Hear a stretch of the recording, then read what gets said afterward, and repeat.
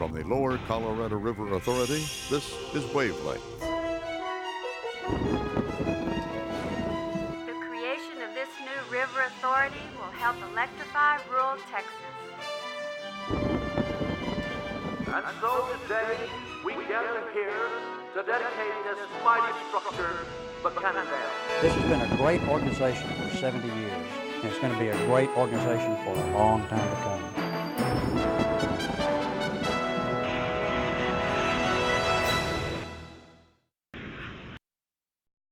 Hi everyone, welcome to the September 2007 edition of Wavelength. We're here once again at the TDS Pavilion in Creedmoor for the General Manager's biannual meeting, attended by some 400 LCRA managers and supervisors. And what I'm going to try to do is, without choking up, is to just tell you how I feel and what went into my decision-making process. In a letter dated August 22nd, Joe Beal announced his decision to end his career at LCRA in January 2008. He told the assembled group that in life, timing is everything. And I felt like now was a good time for me to leave, because this organization is clicking. It's on a high. It's got great depth. It's got you. It's got people that can do what we are supposed to do, and very, very well. Now that's important to me because I love this company so much, and I care for you all so much that I would not have made the decision to leave if I didn't think that it wouldn't hurt the company, and that's where I got to in my mind. Joe says he wants to spend more time with his family, especially his two grandchildren, and that he looks forward to still working, just not as much as he does now. I don't have any plans. I don't have anything lined up. First time in my life where I didn't know exactly what I was going to do 6 months from now. And that's kind of a neat feeling. It's exciting to me.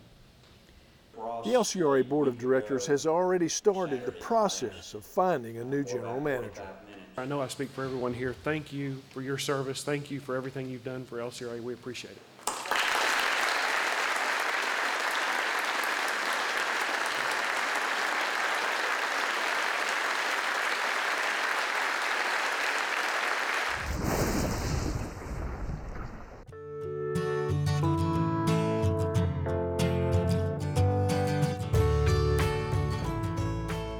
Safety is the foundation value upon which everything at LCRA is built.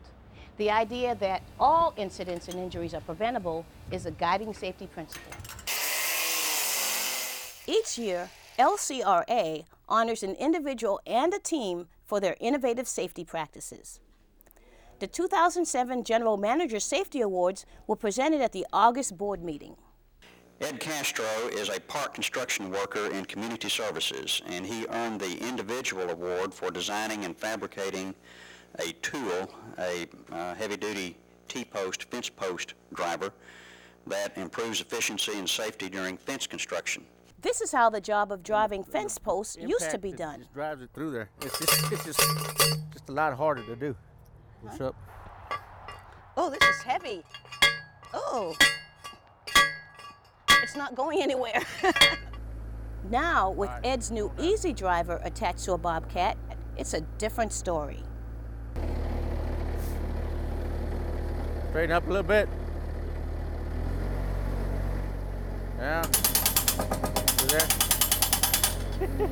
That's the way to go right there. It's real simple. There's no real rocket science to this. Basically, it's saving time. Cutting down on accidents, folks aren't wearing themselves out, and we're getting work done. I mean, a lot faster too. What we're finally going to do is take this invention and get it spread around throughout the utility industry and others. This is going to be something that's going to make the workplace safe, I predict, for thousands upon thousands of people. And to meet up with the recipients of the General Manager's Team Safety Awards, we've come out to a transmission line right-of-way in rural Travis County. Snakes and wasps, slip and trip hazards, uneven ground. We're working near a traffic area. For Greg Johnson's right-of-way services crew, every job starts with a tailboard safety meeting where they discuss the scope of work and potential hazards. This shredder is a vital piece of equipment used by these crews to maintain access and reliability of the transmission system. After one crew member suffered a cut hand that required stitches, this team went to work and designed a new tool to help them remove these bolts safely when changing shredder blades. This is the alignment tool that aligns the driver over the stud and the blade, and also it acts as a I guess retains this pan from turning. Once that's done, we're ready for our plunger. Slips in the sleeve. Give it 3 or 4 nice hits like that, and it'll pop the blade bolt, which is this here, right off, and we can get underneath and change the blades. Because of the work that these guys did and the challenge that their supervisor gave them, we're going to be able to make the entire utility industry a safer place, and that's a good thing. So guys, congratulations to you.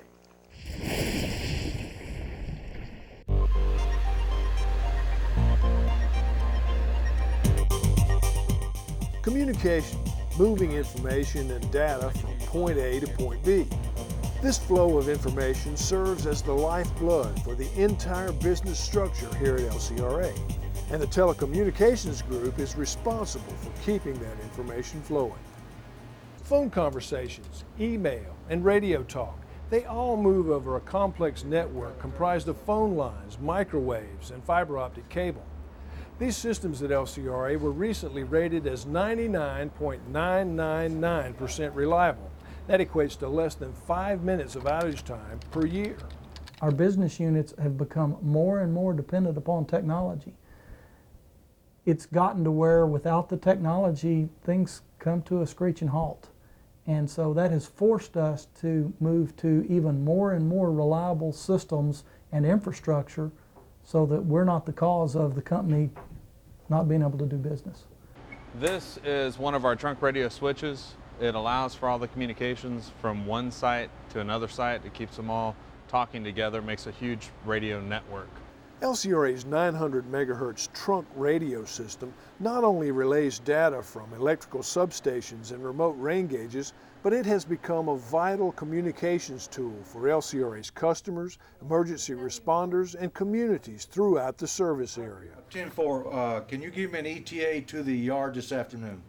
All of the buses at Hayes Consolidated Independent School District are now equipped with 900 megahertz radios, which operate on LCRA systems.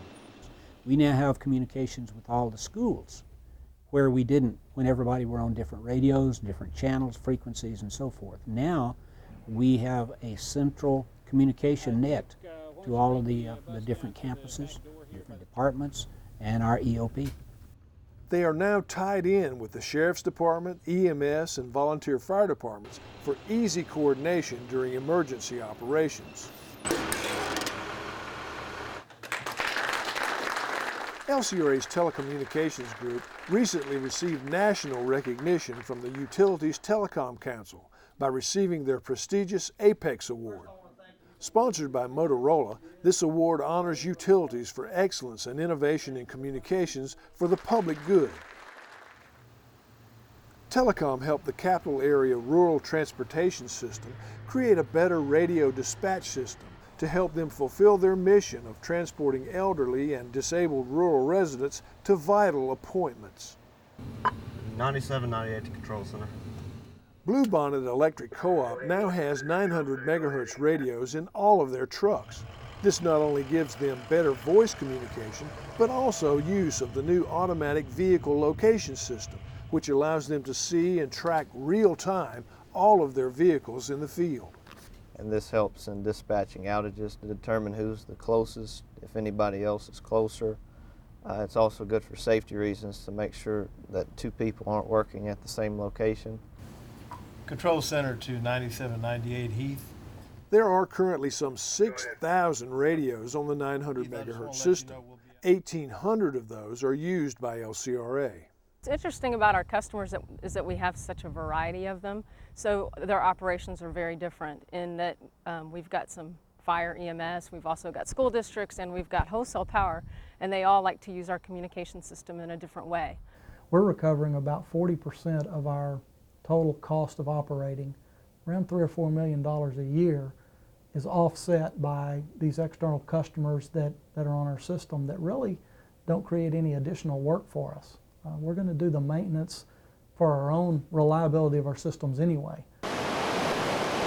During the recent flood event, LCRA's Hydromet system, which gathers vital rainfall and stream flow information and transmits it over the radio system back to the River Operations Center in Austin, was crucial in managing the flood.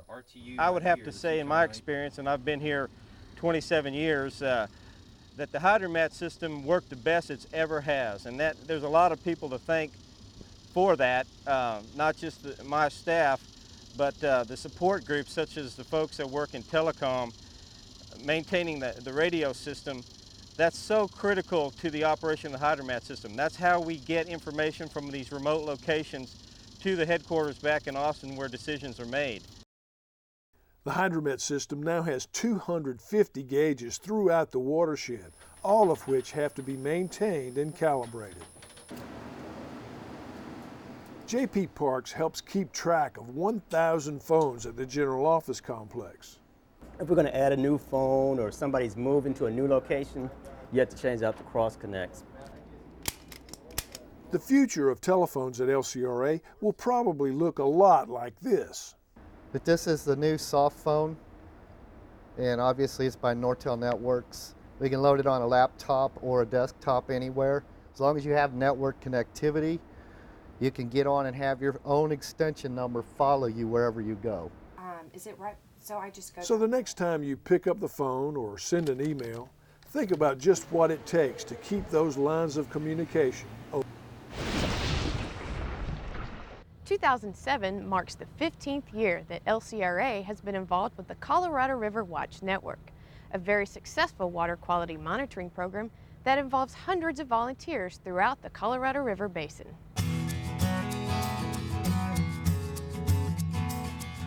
It started out with a small group of citizens, teachers, and students concerned about water quality, and has grown into a sophisticated network with over 300 volunteers monitoring 100 sites all over the basin. Everybody count together. These volunteer monitors serve as an early warning system all along the Colorado River and its tributaries. They collect water quality samples and test on a monthly basis for a variety of parameters, including dissolved oxygen, nitrates, pH, temperature, and E. coli bacteria. And we have citizens of all ages monitoring, and we have really focused on improving our water quality data to try to get it on the level with the professional data. And with time, we've seen the changes in technology. We now have online data entry and online graphing, so people can go and look at the data online on the web. The Colorado River Watch Network has enjoyed support over the years from some very important people. Well, the country really needs and respects the kind of leadership you've provided on this issue, and I'm tremendously impressed by what the students are doing. Environmental Protection Agency Administrator William Riley met with General Manager Mark Rose and members of the Colorado River Watch Network on a recent trip to Austin. These students, teachers, and LCRA staff members are all part of the River Watch Network, which is now the largest citizen-based water quality monitoring program in Texas, and one of the largest in the nation. Then in 1995, Vice President Al Gore paid a visit to Austin. Following his speech, the Vice President performed some water quality tests with help from members of the Colorado River Watch Network. This is your phosphate. Yeah. What you do is, we've set it up already. You can see there's a little bit of blue in there, right? Right. For Andrew Rivera, who has been a member of the Austin Youth River Watch for the past 3 years, meeting Al Gore was the highlight of what has been a very busy summer. He says that getting involved with the River Watch Network helped turn his life around. The Austin Youth River Watch made me see that I can be part of this whole society and be helpful to it, which a lot of youth feel far away from. They feel like they're the outcasts of society. As a parting gesture, the Vice President gave Andrews something to remember this very special day by. And that will give us our dissolved oxygen measurement. Today, 15 LCRA employees also serve as volunteer monitors. Personally, I've always had a real strong interest in rivers, and that's one reason that I started working for the Lower Colorado River Authority. Right now I work in floodplain management, but just in general, the river health and the future of the river, I'm very interested in that. So this gives me another avenue into river management that is beyond what my job duties are. On this anniversary, river watchers everywhere wanted to say a big thank you to those who played such a vital role in creating and sustaining the Colorado River Watch Network. Folks like Jack Goodman, Wes Halverson, Chuck Dvorsky, Nora Malarkey, and Stephen Hubble. It really teaches the youth about the importance of the river, and many of the students that have come through the program have actually gone on to get careers and degrees in environmental science and are now out protecting the environment in different parts of the United States. To see these stories and more discussion and video clips about hot topics at LCRA, go to Inside LCRA on the web. Well, that's it for this edition of Wavelength. We'll look forward to seeing you again next time.